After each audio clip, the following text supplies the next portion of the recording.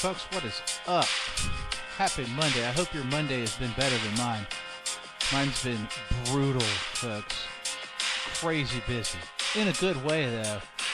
You know, I started this new night job, and I just finally got the routine down of the whole campus here for this community because it's huge. Absolutely huge. It took me like 3 hours my first night to do rounds.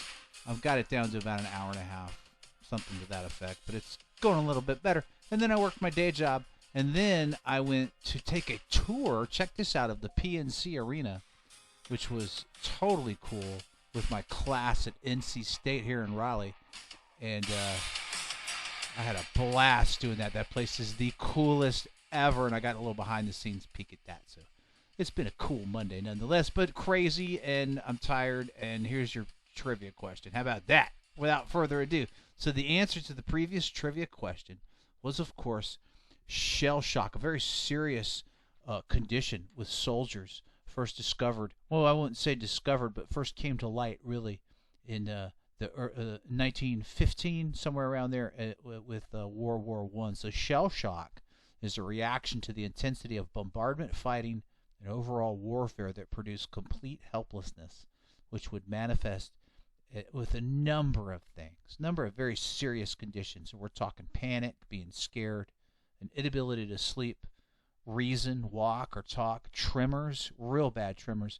The 1,000-mile stare became associated with shell shock, for sure. Loss of hearing, overall fatigue, and loss of balance. Just to name a few, right? Just to name right off the top of my brain and my research, right?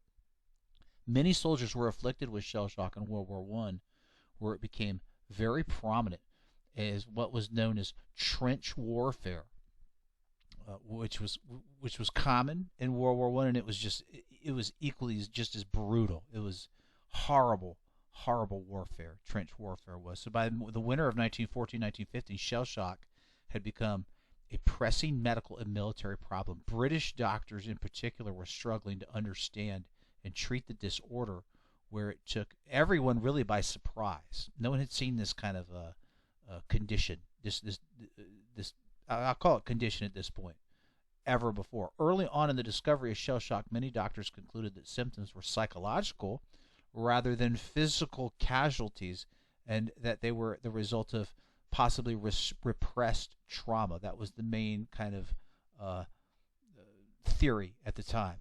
Right, a number of different theories developed thereafter regarding shell shock during this time, and as it remained poorly understood, both medically and psychologically. Some British soldiers were put on trial, and some, in few and far between cases, were even executed, if you can believe that, for military crimes that were associated with shell shock disorders, including charges like desertion and cowardice. Okay. So we're in an era at this point where we're trying to figure it out, and they're getting a lot of it wrong.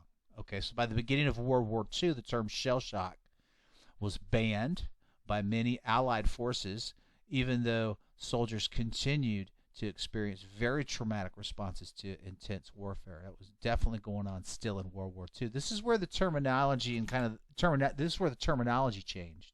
Okay, we're no longer calling it shell shock. Okay. And this is where the understanding of what was really going on began to broaden a little bit, and treatment began to be a little bit more understood. This continued through the Korean and Vietnam wars. Okay, so I'm kind of skipping and landing on conflicts and wars that we had, right? So, and I understand that I'm skipping around, but the disorder of shell shock still has modern applications, right? During their employment in Iraq and Afghanistan, two very recent, long-standing wars. Approximately 380,000 U.S. troops, about 19% overall of those deployed, were estimated to sustain brain injuries from explosive weapons and devices.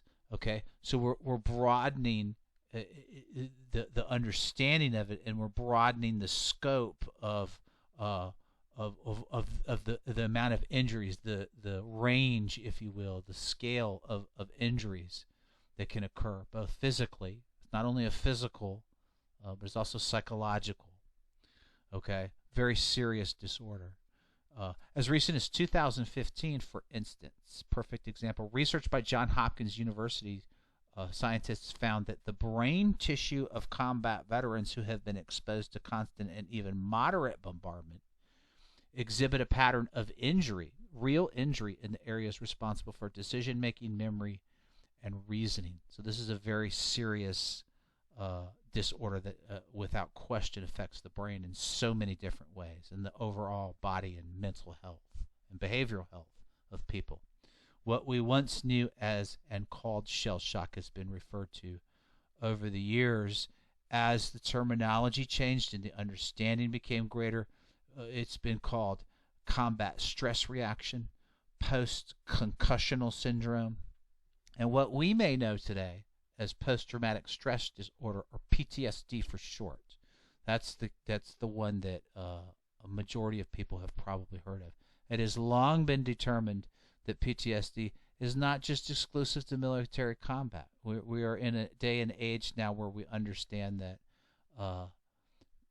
anybody that experiences anything traumatic in their lives can clinically be diagnosed with suffering from PTSD. Okay, and they can get help, and there's no stigma. We're eliminating the stigma of the whole thing as well. Okay, and a lot of times treatment can be localized with a behavioral health specialist on a level that's not so serious, if you will. So yeah, so shell shock is still around. We refer to it in different ways today as our knowledge and our understanding is a little better than it was back in 1915 when the term was first coined, and as we continue to deal with disorders like that, for sure. All right, folks, let's keep our head down and get through this brutal, but crazy and productive Monday, nonetheless. And it's only Monday, so let's keep on trucking for December 5th. Here's your new trivia question. On this day, in 1952, in London, England, along with 4 days of still winds and cold temperatures and fueled by local coal factories, this was responsible for the death of over 8,000 people. Can you guess what this was? Good luck, folks. And thanks for all you do. Have a great week. Pack your umbrella, folks. It's going to rain like crazy the next couple of days. And I shall see you all later. Peace out.